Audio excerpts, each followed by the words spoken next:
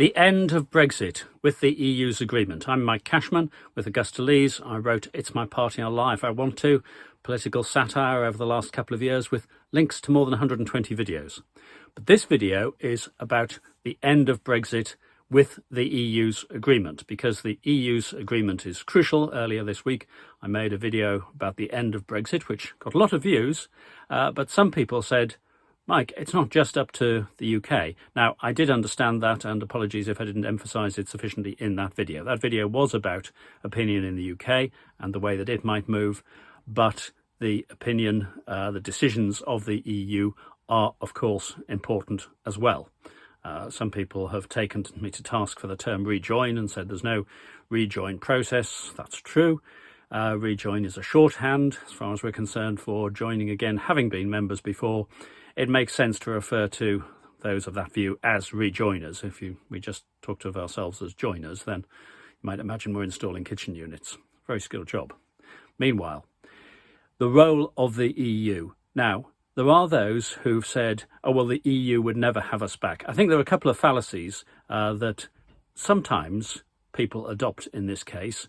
One is to imagine that it would be an emotional decision, and the other is to look at it in the current framework. People said to me last year, no, we won't rejoin the EU. The EU would never agree to talk to Boris Johnson about this again. Boris Johnson was irrelevant. He was always going to be ejected mid-term, or that was my view, which I predicted, which turned out to happen. So it's not an emotional decision. It's not based on who is in power at the moment.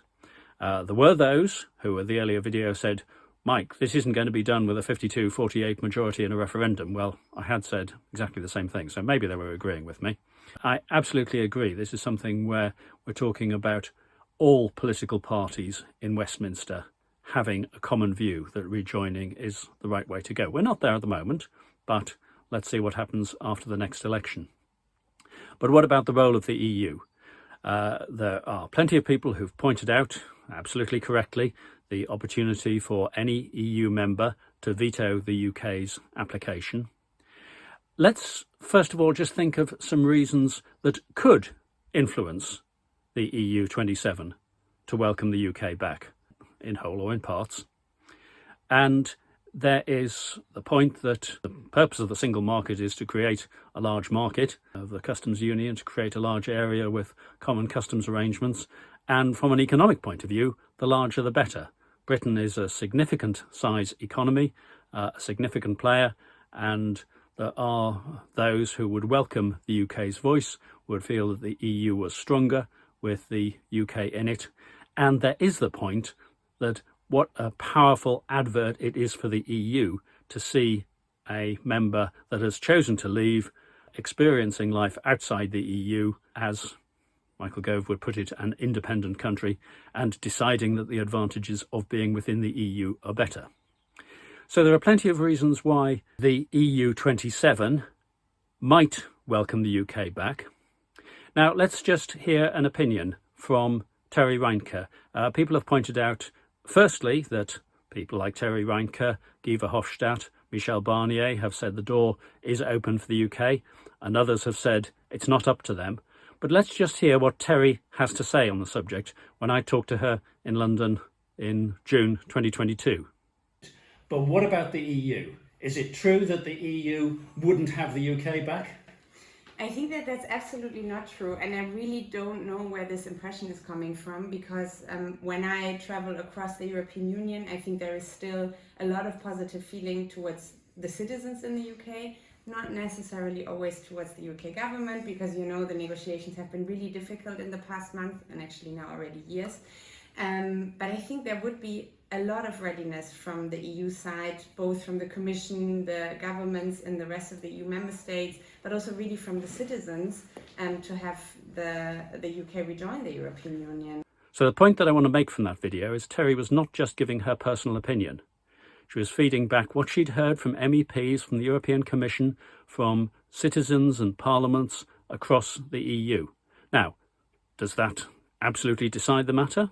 No, it doesn't. It, based on the situation at the time and what was being proposed and the reaction of the UK and everything else, then the EU 27 would have to consider it.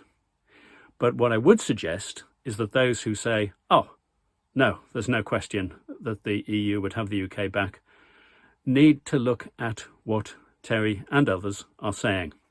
And one interesting thing is that there have been plenty of public statements to that effect.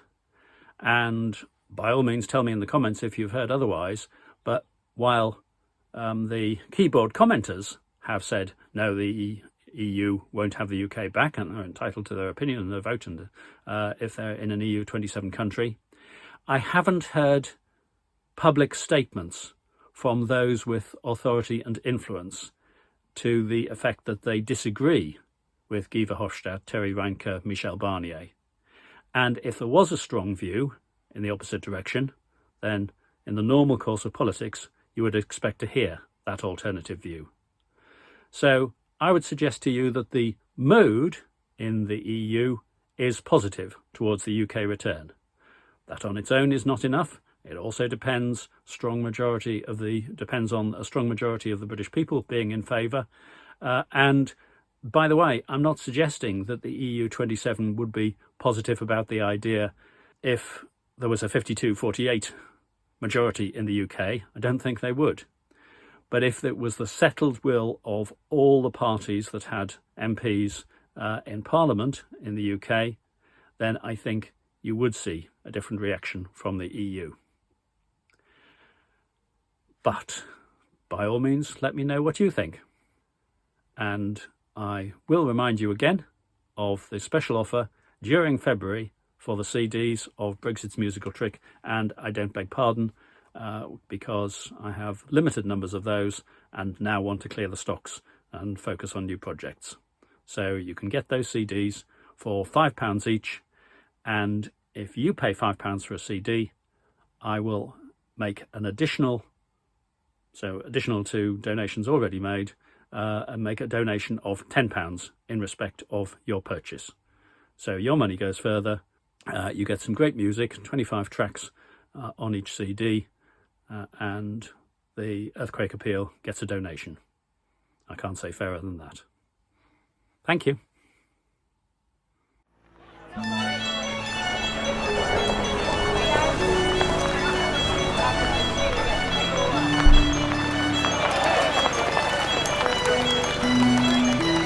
One day more, another plan, another Chequers farce. At least I told them if they want their cars. These folks I put in cabinet cannot resign, or not just yet. One day more. I did not write myself today how to get back if resignation. One day more. Tomorrow I'll be off to play. I've had enough negotiation.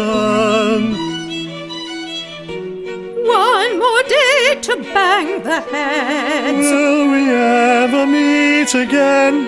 One more day of pointless wonder. I don't want to be with you. What a job I might have done. Will you wait until we're done? I'm fed up, let's leave you.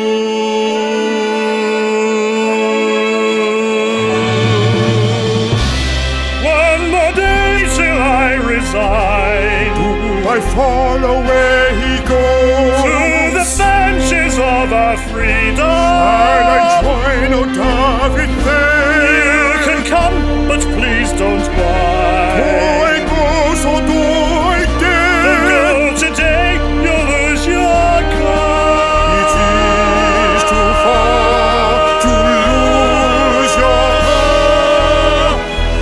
One day more. One more day to get agreement. By tonight sign up they should. Then I'll know that they support me. In the house they One will day be more. good. She can bound her to them, she can hold them all. Doesn't mean they're with her for the curtain call. Here a little doubt, there a little slow. Doesn't mean we're out the way she thinks we'll go. One day to a new existence. Get the contracts for the job. We'll express our resistance. We'll express our resistance. Let our jobs be telegraphed. sack. Do you hear my hollow laugh? My place is there. I'll live with you. One day more. It's been a